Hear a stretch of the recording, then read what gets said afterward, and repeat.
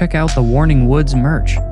The store has shirts and hats in a variety of styles and colors, as well as mugs, phone cases, and more. Thank you for your support.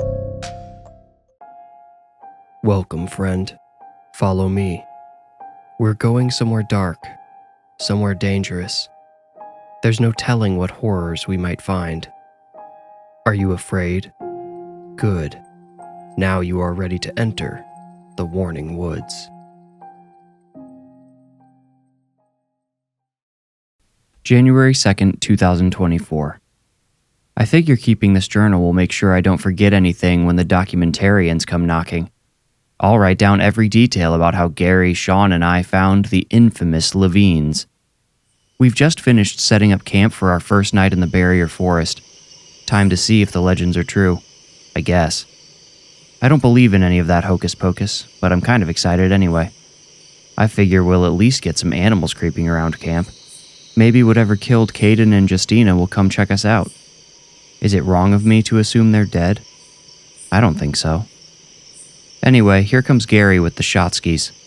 The more we drink, the lighter our packs will be tomorrow, right? Good night. Oh, on the off chance that none of us make it out of this forest alive, my name is Ernest Artman Jr., but you can just call me Junior. Gary Peer, Shawn Redding, and Ernest Artman Jr. This was the ragtag group of amateur explorers that set out on January 2nd, 2024 to search for two missing hikers, Caden and Justina Lavine. The Lavines' story had gone national after the young couple disappeared in the barrier forest, a place long rumored to be haunted, or infested with cryptids, depending on who you asked.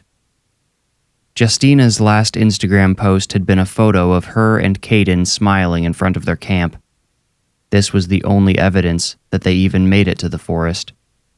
Cell service out that far was spotty at best, and thus useless for locating them. The couple's vehicle, equipment, and bodies had yet to be discovered. Junior Artman was far from alone in his belief that they were on a recovery mission, not rescue. Most of the nation assumed the beautiful couple was dead.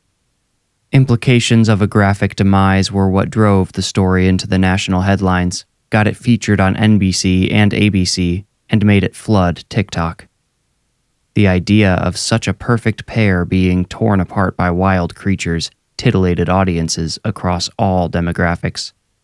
But everyone knew, deep down, if animals had been responsible for the couple's demise, there would be some trace, some evidence. At the very least, their car should have been easily discoverable.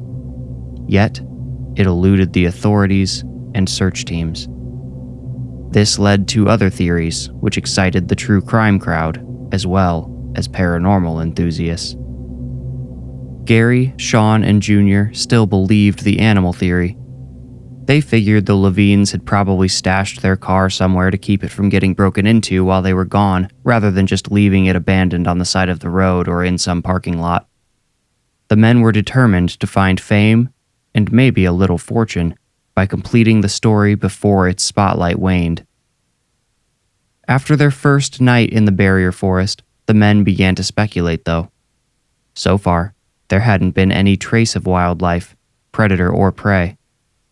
Before they went to bed that night, Shawn raised the possibility that the true crime crowd could be right. The others drunkenly dismissed him. The men had planned to spend 5 days total in the barrier forest and had shared this plan with family and friends. Though they would not have admitted it to each other, they were all afraid of their headshots ending up next to the Lavines on the news. This fear would, unfortunately, manifest, as on days 6, 7, and 8, 3 families and a handful of friends began to pressure authorities to search for their loved ones. January 4th, 2024. I didn't think the guys could get pissier than they were this morning, but they've sure proved me wrong. We barely talked at the fire tonight. Guess we used up all the liquor too soon. Here's a list of what's going wrong. Nobody's sleeping well. Gary won't admit his, but I think we're all having nightmares. We lost cell service early this afternoon and it hasn't come back. We're out of booze. We haven't found one damn sign of the damn Lavines. Everybody's back's hurt. We probably packed too much food. We did not pack enough water. We sort of fixed the water issue. We're camped by a lake tonight, and before dark, I filled up our containers with water. Don't worry, we sifted it through cheesecloth and boiled it. Still tastes a little nasty, though. It's got sort of a mushroomy flavor. I don't know, it tastes brown. On the bright side, we still have a satellite phone. Shawn brought it, but I don't know if he knows how it works. Hope we don't have to find out. Oh, and I think we saw a mountain lion this morning. Almost forgot. Could be what got the Lavines, I don't know. Crap, now I remember we were going to talk about setting up a watch rotation tonight. Oh well. I'll stay up as long as I can and keep the fire going. Junior, out. The fourth morning of their expedition, the men nearly came to blows. Shawn had carefully plotted a route which would take them around the lake over the first 3 days, then circle them back over the last 2. 5 days was how long they had told their families and friends they would be gone and how long they had packed for. Already they had learned they had underestimated how much water they would need, and now, without their phones, all they had to rely on was Shawn's map and compass. And yet, Junior had the audacity to suggest exploring for 1 more day, and Gary had quickly taken his side. Junior and Gary insisted they could last the extra day if they slightly reduced their daily rations and refilled at the lake 1 more time. Shawn told them they were insane. He reminded them of the great risk they were already taking just being out in the untamed barrier forest even with a meticulous plan. To diverge from that plan would be, in Shawn's opinion, suicide. In the end, the majority remained in favor of pressing further. Junior explained that he'd had a vivid nightmare about the mountain lion they had spotted near the crest of a hill, dragging 2 whole human skeletons into a cave. Shawn admitted he had dreamt something similar, only the lion was in a photograph being broadcast on TV. The text beside it read, "Authorities on the lookout for violent assailant wanted for double homicide." He said what really stood out to him was how the lion in his dream had an oddly human face. He said it kind of looked like Justina Lavine. Gary insisted their dreams were caused by Junior suggesting the mountain lion could be the Lavines' killer when they had seen it.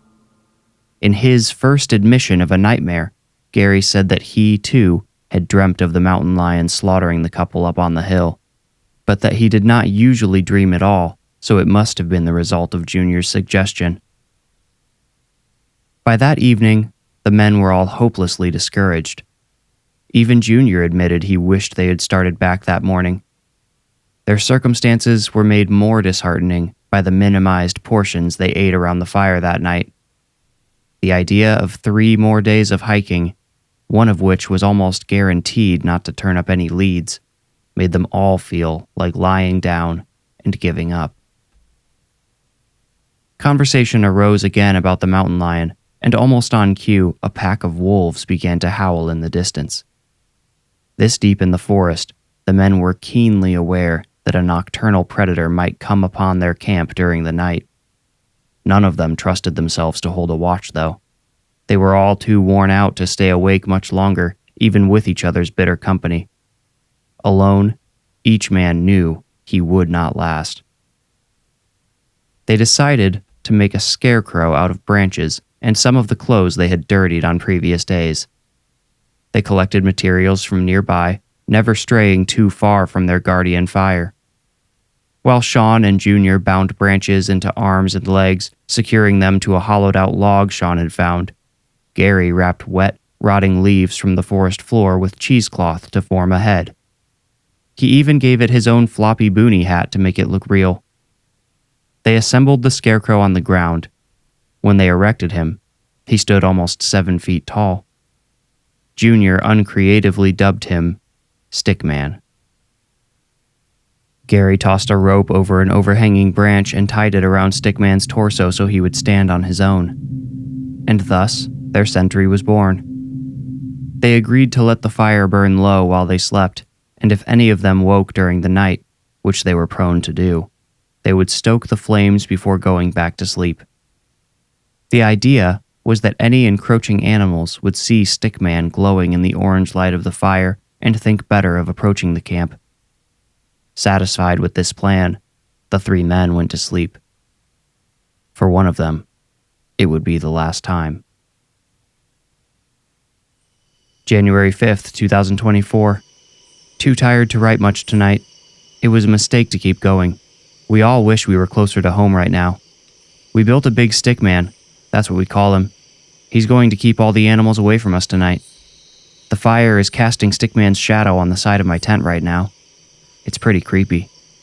He really looks like an actual person. When the flames flicker, it looks like he's moving. If I don't shut my eyes soon, I think I'm going to get too spooked to sleep. Nighty-night. Gary was awoken at dawn on January 6th by Junior's agonized scream. Eyes still blurry, he fumbled with his tent zipper while also feeling for his knife. Even before Gary could open his tent flap, Junior's scream devolved into sobbing. Upon opening the flap, Gary nearly fainted. His brain could not compute the sight fed to it by his eyes and nearly shorted out. It was Shawn. Shawn was dangling a foot off the ground, suspended from the neck with the rope they had used to stand up Stickman. Stickman was nowhere in sight.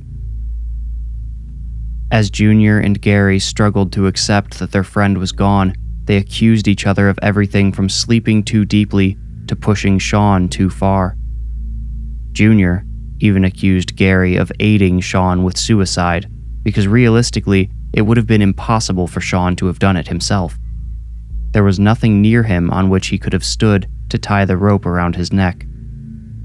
The only item near his body was the satellite phone, irreparably smashed. Neither Junior nor Gary could comprehend any method which would have allowed Shawn to commit the act on his own. Eventually, Gary and Junior decided to trust one another. This was partially due to the fact that their navigator was dead, and they would have no choice but to rely on each other to get home. It was also partially due to an intrusive feeling that they were contending with something much more frightening than mountain lions or wolves. Unbeknownst to one another, they had each spent the night in restless terror, plagued by nightmares they now could not recall. The previous nightmares had been easy to remember, simple narratives of terror and tragedy. The latest had been horrendous montages of fur, gore, and blackened trees.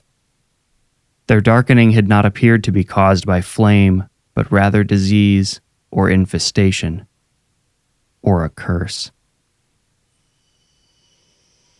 January 6th, 2024. I'm terrified. I just had to leave one of my friends hanging from a tree in the middle of nowhere, and I know he didn't put himself there. Someone was able to drag him out of his tent without waking Gary or I and hang him there.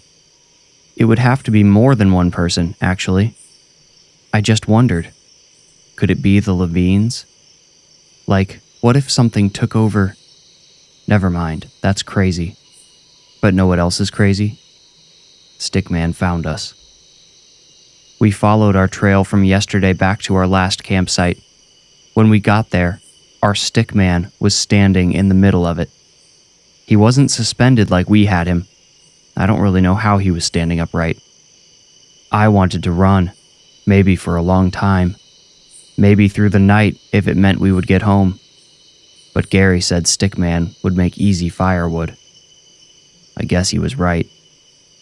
After we broke Stickman down, he burned nicely. Even our clothes and Gary's hat. We didn't want any of it anymore. The fire smelled toxic even after the clothes were burned up. It stunk like we were burning rubber and crap instead of wood and leaves. Only blessing was that smell killed my appetite, so I'll get to have breakfast tomorrow. If I make it to tomorrow. Junior and Gary spent the night in unconscious turmoil over the destruction of Stickman. Gary's most vivid dream was of being surrounded by a ring of naked stickmen leaning in and watching him burn alive. Junior's premier nightmare was similar, but with perhaps a more disturbing twist. In his dream, he was Shawn, and Gary was sitting across from him, watching Stickman burn. Only then Junior was himself, and it was Shawn sitting across from him, and Gary on the fire. And then Shawn was Stickman. In the morning, both men were relieved to see one another alive, but also keenly suspicious of each other. Dense fog surrounded them, limiting their visibility to only a few trees ahead. Junior and Gary tried to wait out the fog, but as the sun rose, its reflections only made visibility worse. After hiking a mile, Junior asked a burning question. "Did you see Shawn in yours?" Gary asked what he meant, but he already knew, and he thought he had seen Shawn in one of the faces of the stickmen torching him. He admitted this to Junior, and Junior shared his own version of the dream.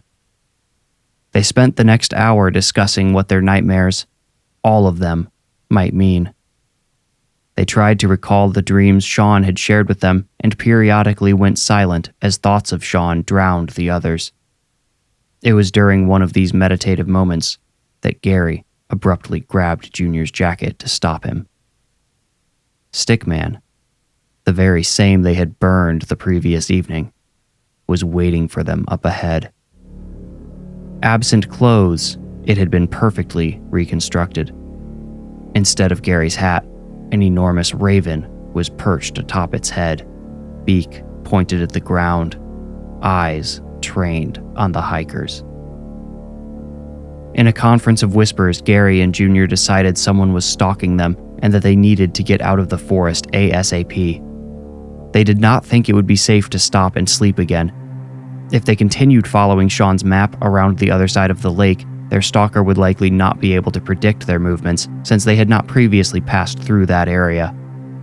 Without turning their back to Stickman and the Raven, which watched them the whole time, the men circumvented the area and only pressed forward once Stickman was out of sight. Their soreness and exhaustion was wholly countered by the new fear and anxiety which had found them. Their bodies fueled them with adrenaline, and after it wore off, they pressed on out of sheer will. By the time the sun sat directly above them, they had nearly reached Shawn's first intended camp for the journey back. Shawn had factored in time for them to search for clues about the Lavines' fate. He had assumed they would be moving slowly, examining potential evidence on the way. Realizing this, Junior and Gary decided to stop only for brief refreshment, then continue their pace toward home. They assumed they would naturally slow down later in the day, so they calculated they would have to hike for a few hours after sunset. But this seemed drastically preferable to camping another night in Stickman's forest.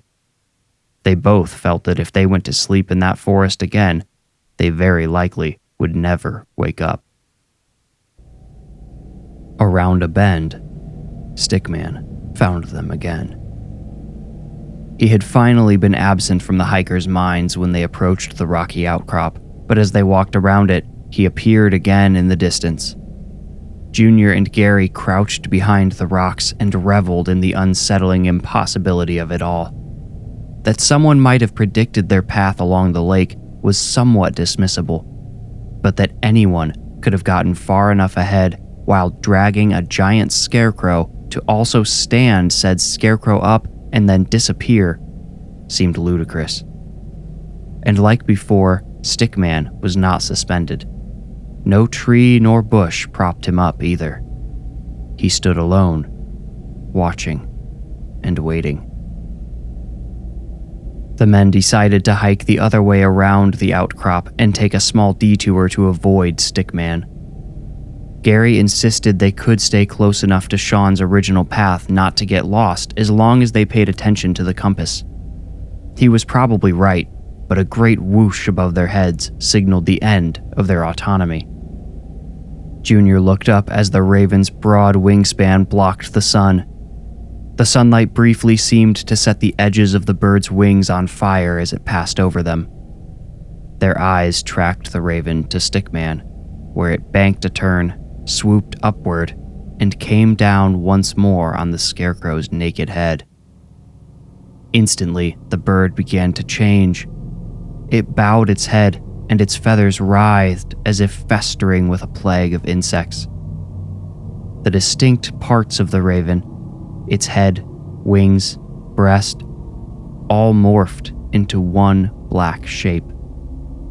Its feathers elongated, their edges hanging over Stickman's face like oily hair. Under the transforming bird's weight, Stickman's head sagged. The black mass spilled forward, and now it was long, stringy hair.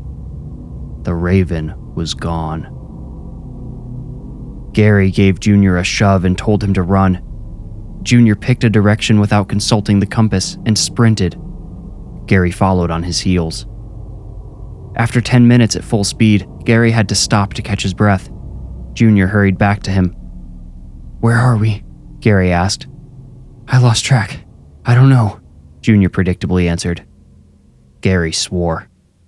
"Which direction do you think we've been running?" he asked.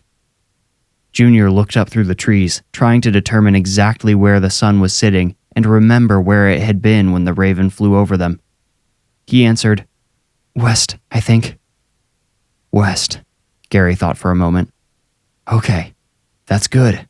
That means we ran toward the lake. We can follow the shore to make sure we keep going the right way. Who knows, maybe somebody will come along with a boat that can pick us up and get us back before dark."